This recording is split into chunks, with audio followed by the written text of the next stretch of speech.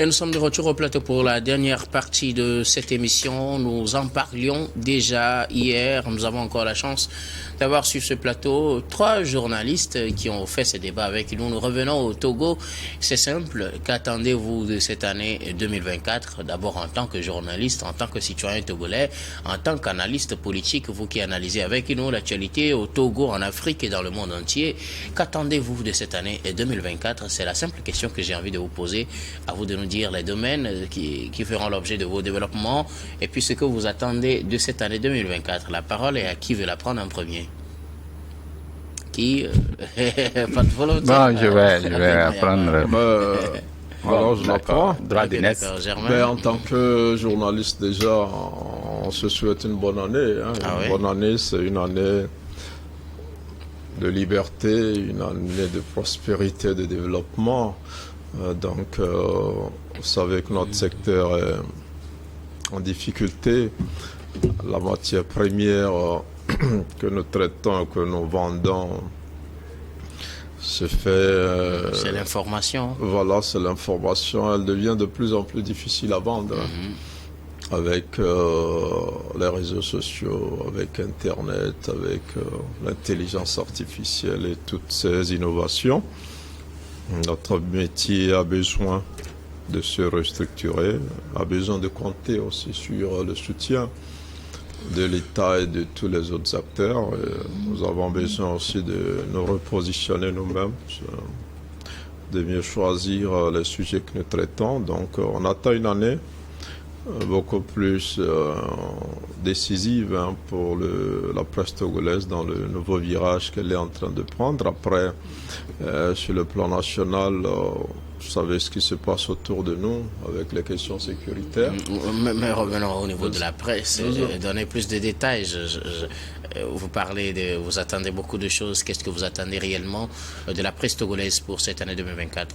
Ben voilà, déjà, chaque organe a besoin de se développer un peu plus. Vous savez, nous ne le disons pas assez, mais nous sommes dans des secteurs où on paie très mal les collaborateurs. Là, le SMIC est allé à 100 et à 52 500. Oui. C'est pas évident que des médias vont pouvoir respecter cela. Avec les arriérés qu'on connaît qui vont parfois à plus de 6 mois. Ça fait déjà plusieurs mois que le SMIC est allé à 52 500. Voilà, déjà que certains ne respectent pas ou ne pourront pas respecter, certains ont déjà des arriérés. Nous sommes vraiment des entreprises qui ont des difficultés. On ne dit pas que l'État nous aide. L'État n'a qu'à augmenter déjà l'enveloppe qu'elle nous dédie chaque année. L'État nous a promis un fonds aussi, le développement de la presse. On espère que ça sera une réalité. Nous sommes dans une année électorale où notre contribution est très attendue. La loi, le code de la presse prévoit une subvention de l'État. Dans ce moment-là, on espère que ça se fera. Mais après, il y a les autres acteurs qui sont les annonceurs, qui sont les partenaires commerciaux. Il faut qu'ils comprennent que notre développement aussi passe par le renforcement de ces partenariats-là et qu'on puisse la développer. Mais après, comme je l'ai dit, c'est à nous aussi de faire le boulot. Nous avons un travail de proximité à faire. Nous avons à être une presse au service du développement parce que c'est vrai, nous sommes une presse qui critique, comme on l'a vu un peu dans le cas du Burkina, mais nous sommes une presse aussi qui doit pouvoir fournir l'information qui va permettre aux citoyens de se développer. Donc aujourd'hui, nos préoccupations sont essentiellement économiques. C'est vrai qu'il y a le volet formation, mais c'est beaucoup plus économique. Nous sommes des entreprises qui avons le devoir d'être un rendez-vous de la prospérité, comme toute entreprise. Nous devons pouvoir être productifs, nous devons pouvoir être rentables. Donc ça, c'est un peu mes voeux, hein, ce sont mes attentes, mais nous savons aussi notre responsabilité dans ce repositionnement-là. Que l'État comprenne qu'il a intérêt et qu'il a besoin d'avoir une presse forte, une presse responsable, une presse qui contribue au développement et que les moyens soit mis à la disposition de cette presse-là en ce qui concerne les créneaux que l'État a mis en place pour soutenir la presse. Donc c'est en ce qui concerne la presse. Maintenant, en tant que citoyen, comme je l'ai dit, il y a la sécurité, il y a la santé, il y a l'assurance maladie universelle qui est annoncée pour démarrer en ce mois de janvier. Nous aussi, nous sommes vraiment intéressés quand on voit tout ce qu'on a eu comme pertes en termes de confrères qui sont décédés, parfois dans des conditions regrettables parce que n'ayant pas pu bénéficier à temps de certains soins. Donc cette assurance maladie là soit effectivement une réalité, qu'elle soit accessible et qu'elle couvre toutes les couches, y compris la presse togolaise. Donc au-delà de la sécurité dont je parlais plus loin. Et puis nous sommes dans une année électorale, on parlait de la RDC tout à l'heure. Il faut que ces élections se passent bien. C'est des périodes assez délicates où la paix est parfois menacée. On a des intérêts politiques, donc il faut que ce soit une année électorale paisible qui permette au Togo d'avancer. Maintenant, après, dans les autres compartiments, nous savons que nous faisons face à la vie chère. Les choses deviennent de plus en plus chères dans le pays. Les unités de production ont du mal à produire ou à écouler. Et donc, il faut que le travail soit au rendez-vous, il faut que la richesse aussi soit au rendez-vous. Après, ça reste des vœux. Maintenant, il faut travailler et prier pour arriver à ces résultats-là. On espère que ça va être une année laborieuse, une année au cours de laquelle on va travailler, on va parler peu et travailler beaucoup. Voilà, c'est un peu mes attentes pour cette année. Merci beaucoup. À vous, Germain Pouli, vous avez abordé plusieurs aspects, mais je rappelle que vous êtes le président du CONAP, le Conseil national des patrons de presse, puisque vous avez parlé de la presse et des difficultés. Donc, c'est peut-être en toute connaissance de la situation que vous avez parlé. Alors, comme Valentin Mayaba, vos attentes pour cette nouvelle année? Oui, nos attentes sont multiples, hein, ça il faut le dire. Au cours de cette année, nous avons connu, l'année dernière, j'allais dire, nous avons connu des difficultés en ce qui concerne nous les médias, les organes de presse.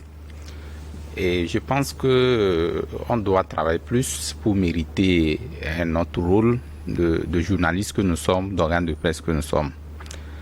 C'est vrai que sous d'autres cieux, les gens pensent qu'un journaliste, c'est celui-là qui est là pour, peut-être, c'est quelqu'un de dernière heure, qu'on n'a pas besoin de lui, on a besoin de lui quand on a juste besoin de lui. Alors qu'aujourd'hui, vous savez que il y a des lois, il y a la loi qui est votée, que nous sommes véritablement une entreprise.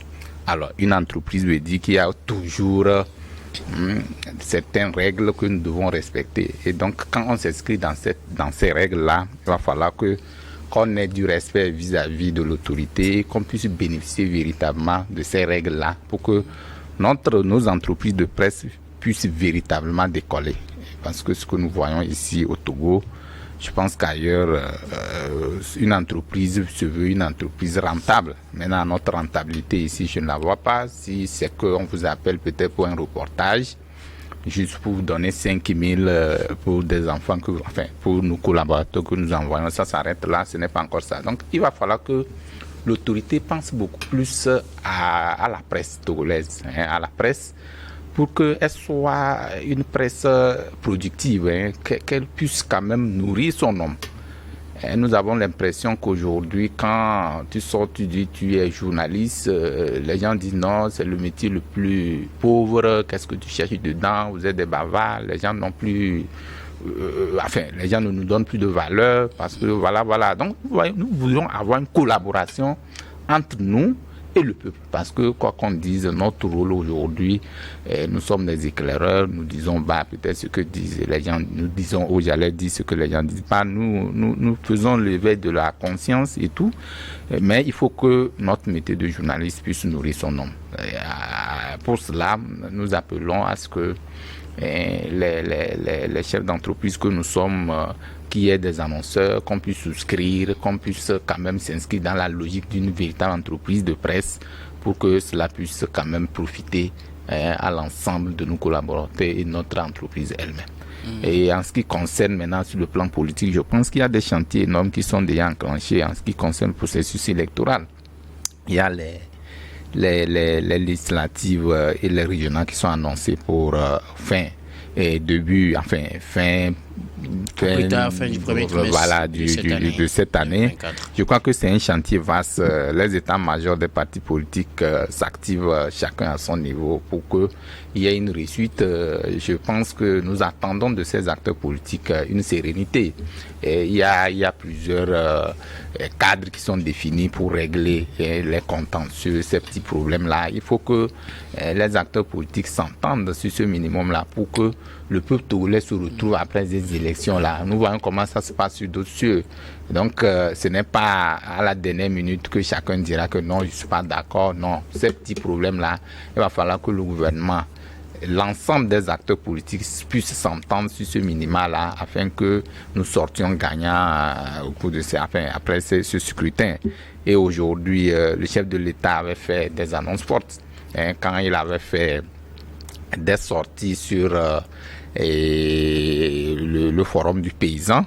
Nous attendons véritablement parce que quand après un forum, il faut des résultats. Et nous voyons qu'il a touché du doigt les problèmes des paysans.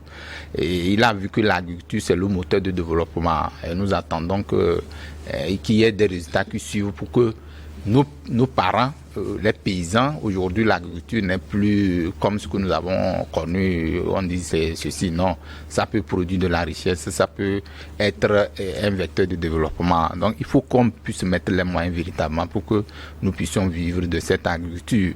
Donc nous attendons beaucoup du chef de l'État, je crois qu'il a beaucoup de chantiers et il continue de le faire, de les égrener un à un. Je crois qu'avec l'aide de Dieu, tout va rentrer dans l'ordre pour que le peuple togolais dans son ensemble puisse s'épanouir, qu'on ne soit pas toujours dans les lamentations, qu'on soit toujours dans l'optimisme de dire que demain, je peux amener mon enfant à l'école, je peux payer la scolarité des enfants, je peux me soigner, la maladie universelle, l'assurance maladie universelle est là. Nous attendons beaucoup que cela soit une réalité. Pour que cela soit une réalité, il faut beaucoup de communication. Aujourd'hui, récemment, ils sont sortis faire une communication. Ça ne doit pas s'arrêter là parce que je pense que c'est un dossier ou un projet qui ne mérite pas seulement sur des créneaux de télévision et de radio, mais il faut aller de proximité, même dans les langues expliquées, puisque ça prend en compte même les paysans, les pauvres populations qui sont au fin fond du village. Donc, il faut aller en langue leur expliquer comment elles aussi vont bénéficier de ce projet-là. Nous entendons beaucoup pour que le pays, le Togo, notre pays, trouve sa stabilité, son sourire et sa joie au cours de cette année 2024. Merci beaucoup à vous, Kwame Valentin Mayaba. Vous êtes journaliste aussi, vous êtes président de la JOCET.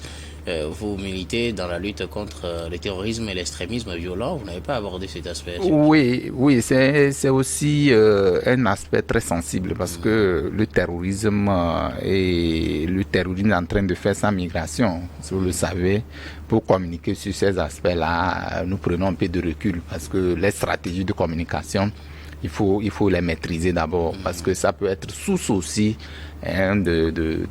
d'insécurité dans nos États parce que la guerre de communication, elle est là. Les gens utilisent des sources de communication pour envenimer ou pour mettre encore de l'huile sur le feu en ce qui concerne le terrorisme. Nous, en tant que association des journalistes, nous égrenons, nous sommes toujours en contact avec les autorités pour utiliser les canaux les plus viables pour pouvoir donner la communication qu'il faut à la population pour que la panique n'y en ait plus. Donc je pense que c'est un chantier qui est vaste. Nous allons travailler toujours ensemble avec la population, que tu sois du nord, que de l'intérieur, même vers le sud du pays. Tout le monde est concerné par le terrorisme et nous travaillons avec l'ensemble de la population, tous les acteurs impliqués pour que cet aspect-là, enfin, ce phénomène-là soit véritablement maîtrisé au Togo. Je compte beaucoup sur tous les citoyens togolais, pas seulement les journalistes, pas seulement les politiques, pas seulement les leaders d'opinion,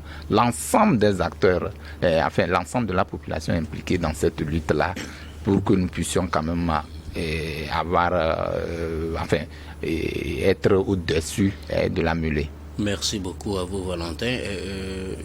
Louis Kamako, vos attentes pour cette nouvelle année 2024?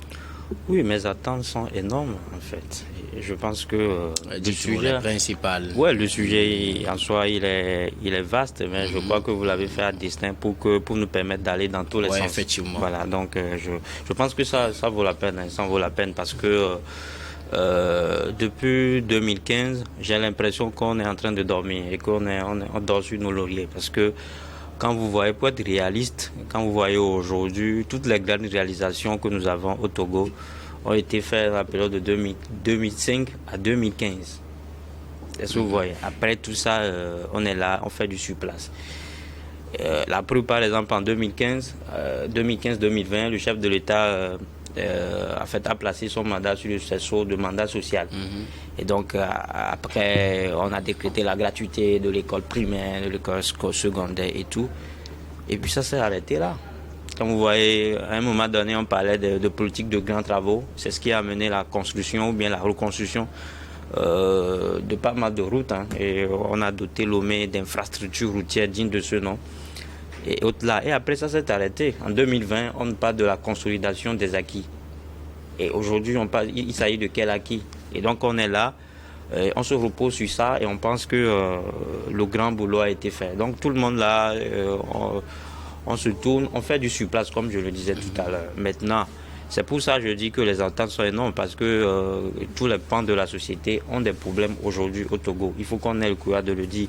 Quand on dit que ça ne va pas, réellement, ça ne va pas. Et si nous avons l'occasion de le dire, il faut qu'on le dise haut pour que ceux qui sont responsables, pour que les dirigeants puissent prendre de très bonnes décisions.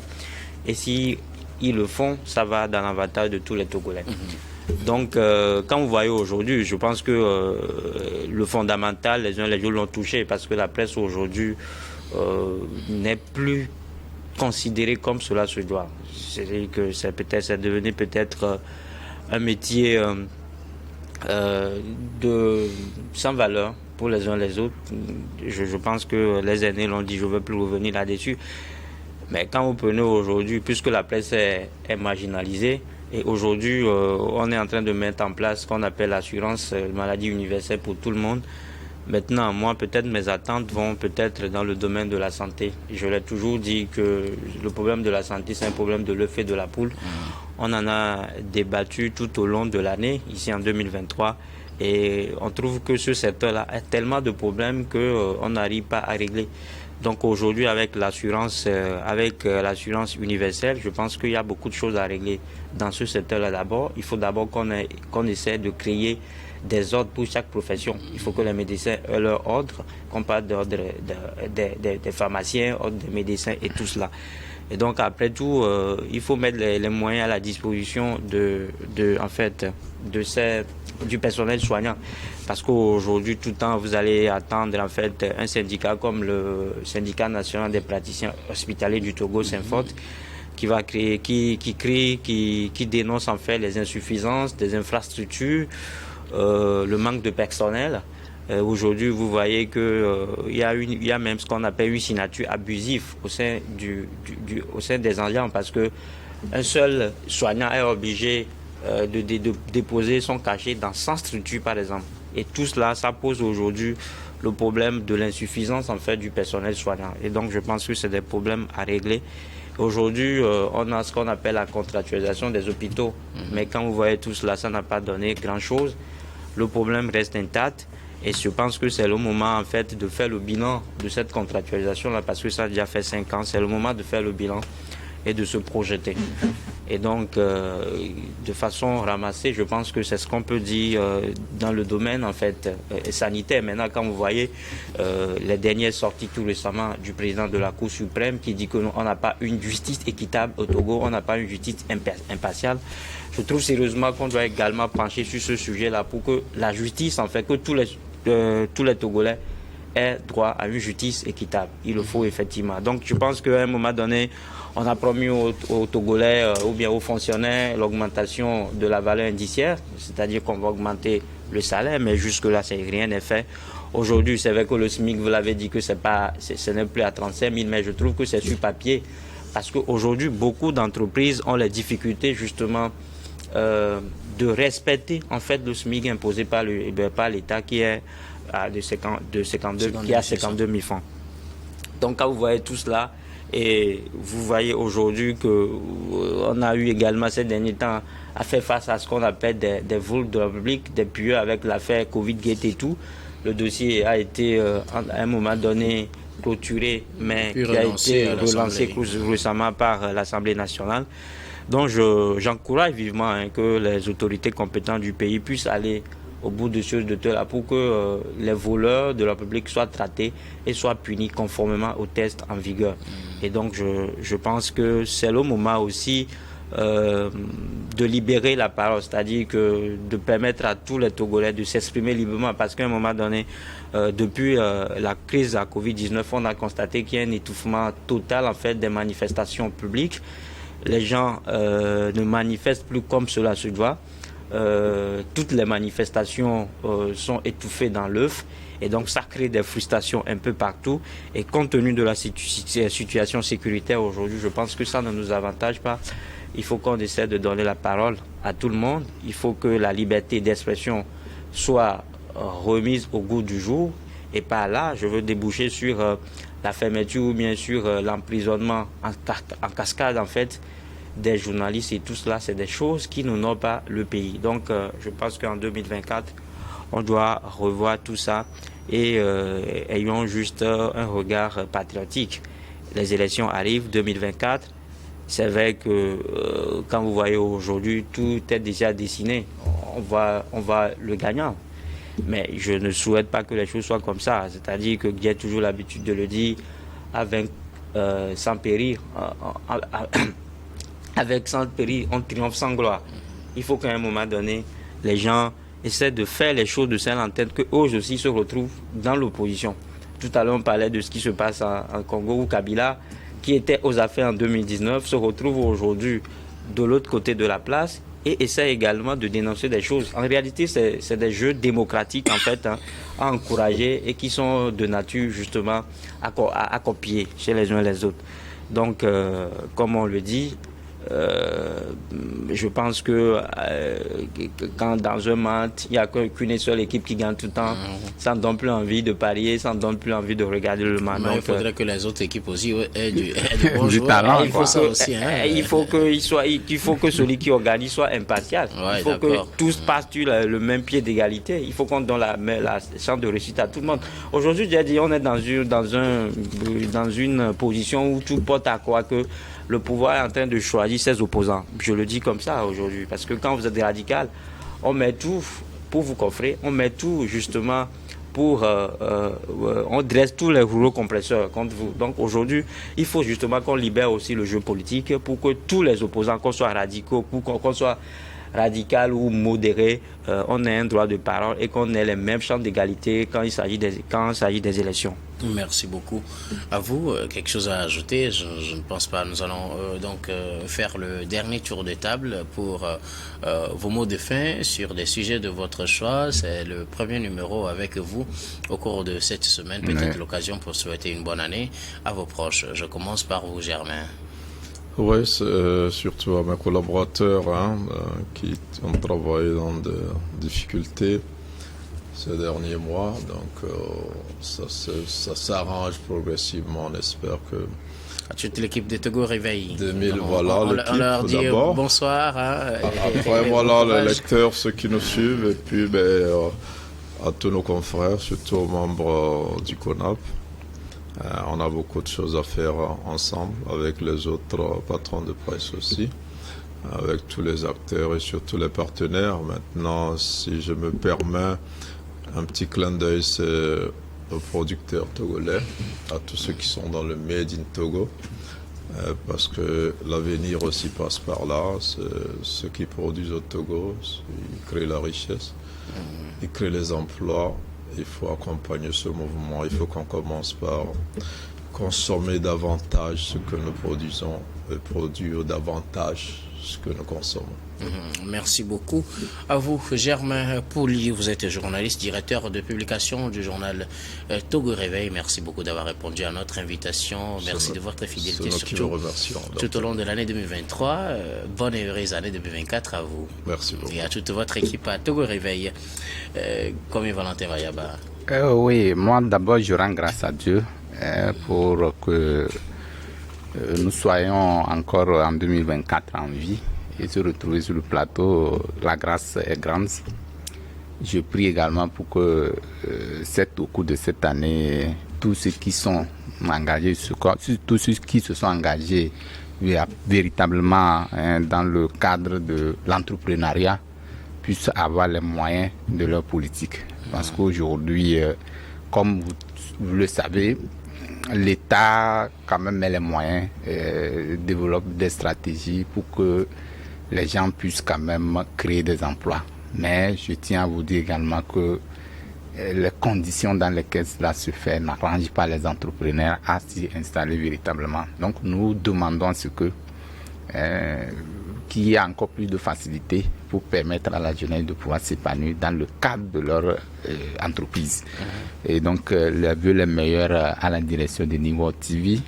Merci beaucoup. Et puis toi, Guillaume, et puis tous ceux qui nous font l'honneur de nous suivre à travers le monde, parce qu'ils sont nombreux à nous suivre et aussi à participer à l'émission avec leur message qu'ils nous envoient parfois. Merci à eux. Que aussi, les débats sont toujours des débats. Et nous sommes toujours là, nous débattons avec eux, nous débattons, eux aussi contribuent. Mais ce n'est pas, nous n'avons pas comment l'appelle-t-on, nous ne détenons pas de vérité absolue. C'est des critiques aussi sont bien. Que quelqu'un soit d'accord avec Guillaume Soro, pas Guillaume Soro, que le Mali ou pas, il reste d'abord un Africain et nous luttons ensemble pour la même cause. Donc bonne heureuse année à tout le monde et que l'année 2024 nous apporte de la prospérité. Merci beaucoup à vous, comme Valentin Mayaba, journaliste, directeur de publication du journal Le Symposium. Vous êtes également le président de l'AGO7. Oui. Merci beaucoup à vous d'avoir répondu à notre invitation une fois encore aujourd'hui et pour votre fidélité tout au long de l'année écoulée 2023. Nous espérons pouvoir compter sur votre fidélité au cours de cette année 2024. Bien sûr. Bonne année 2024. Merci à vous. Louis Kamakour, je vais terminer avec vous. Oui, moi je vais franchir la frontière pour aller en Guinée et condamner justement certains imbroglios du colonel Mamadi Doumbouya, qui est en train de décevoir tout le monde, parce que quand vous voyez, dès que ces militaires-là ont pris le pouvoir, c'était une euphorie totale, parce qu'on a dit que c'est le retour en fait des militaires panafricains ou bien panafricanistes au pouvoir. Mais quand vous voyez aujourd'hui ce que Doumbouya a train de faire, je pense qu'il déçoit tout le monde, il déçoit plus d'un. Le dernier geste qu'il a posé, moi qui me désole certainement, c'est la fermeture de la télévision E47. J'en parle parce que c'est une entorse à la liberté d'expression.